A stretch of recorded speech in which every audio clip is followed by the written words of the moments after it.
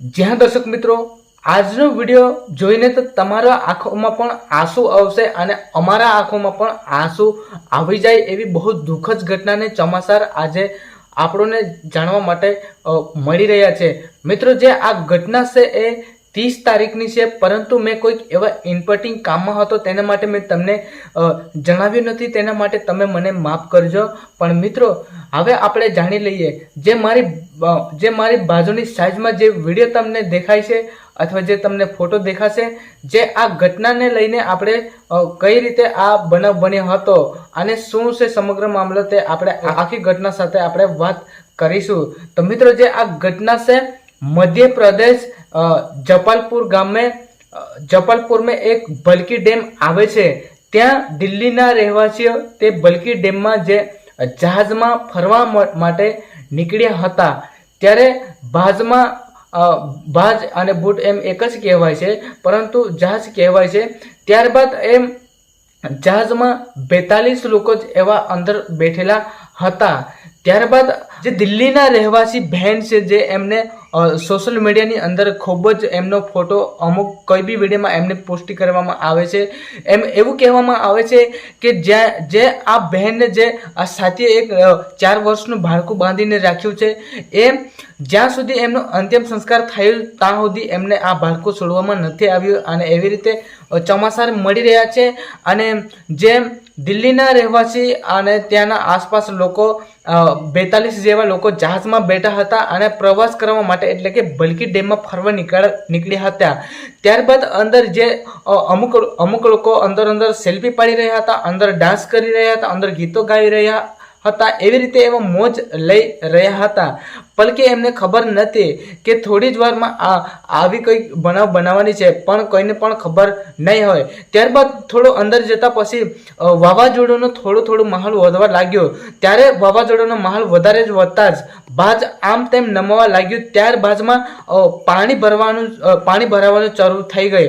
ત્યારે જે ત્યાં અંદર એક બહેન દરેક વિડીયોમાં એમનો ફોટો રાખવામાં પણ આવે છે, એમ કે તેની અંદર તેમને ઘરે પણ જાણવા માટે ફોન કરીને તુરંત કહ્યું હતું, એવી રીતે પણ જાણવા માટે મળે છે। અને હજુથી એની અંદર કુલ 13 વ્યક્તિઓનું મૃત્યુ થયા છે એમ હોવાના સમાચાર મળી રહ્યા છે। અને હજુ એનાથી વધારે મૃત્યુ થતા પણ ત્યાં આજુબાજુના એક મજદૂર કામ કરતો હતો, એ તે વગર વિચાર્યા વગર દોરડો લઈને ગયો અને ત્યાંથી દોરડાને પકડીને ઘણા બધા લોકોની જાન બચાવી એવા સમાચાર પણ આપણી સામે આવી રહ્યા છે, જાણવા માટે મળી રહ્યા છે। ત્યારે મિત્રો તેજ બાજની અંદરથી એક બેન બચીને આવેલા છે, એ એવી રીતે પણ કહી રહ્યા છે કે જે બાજ તમે અહીંથી પાછા વાળો, એવી રીતે ગામના લોકો બહુ બધા કહી રહ્યા હતા। પણ બાજના જે અંદર કેપ્ટન આવેલા છે તે પૈસા માટે બાજ પાછું વાળ્યું નથી, એવી રીતે પણ અહીંયા એક બાજમાંથી બચીને આવેલા જ એક બહેન બોલી રહ્યા છે, તે પણ તમે સાંભળી લેજો। नहीं दिया था, सेफ्टी भी कुछ भी नहीं थी। जब वो डूब रहे थे, जहाज पलट गया था, तब मेरे ब्रदर इन लो ने लाइफ जैकेट लेके फेंक के दिए कि आप ये लो बचो। मेरी सिस्टर इन लो थी, उनका 4 साल का बेटा था, उसमें ही उसको फंसाया था सेट करने के लिए कि बचो किसी तरह से। उस क्रूज वाले ने सिर्फ पैसे के लिए उसको नहीं सुनी किसी की। गांव वालों ने बोला था कि तूफान आने वाला है, मत चलाओ इसको आगे, बीच में मत लेके जाओ, लेकिन उसने नहीं सुनी, किसी की नहीं सुनी। सब कुछ खत्म हो गया। मेरे परिवार से 3 लोग जा चुके हैं। मेरी मम्मी चली गई, मेरी ननद चली गई, 4 साल का बेटा चला गया। वो बहुत ज़ोर से चिल्लाने लगी, 5:30 से 6 बजे का टाइम होगा। तो मैंने पूछा क्या हो गया, उनका फ़ोन आया, वो ऐसे बोल रही है कि मुझे बचा लो, प्रेयर करो मेरे लिए, और शिप डूब रहा है। कह रहा बेटा मम्मी तो नहीं है, चली गई मम्मी, नहीं बचा। लापर તો મિત્રો આ છે દુઃખદ ઘટનાના નવા સમાચાર, અને આ વિડીયો આખો જોઈ હશે તો ખૂબ તમારું આભાર। અને તમારે તુલસી બેલની યુટ્યુબ ચેનલને તમે સબસ્ક્રાઇબ કરીને રાખી હશે પહેલાથી, તમારો ખૂબ આભાર હું માનું છું.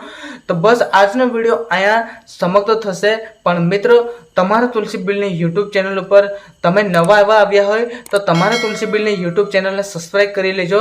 ત્યાંથી મિક્સ કોન્ટેન્ટના વિડીયોની નોટિફિકેશન સૌથી પહેલાં તમને મળી શકે. તો બસ આજનો અહીંયા વિડીયો સમાપ્ત થઈ શકે છે અને ત્યારબાદ કોઈક એવા તુરંત આપણે નવા વિડીયો સાથે મળીએ.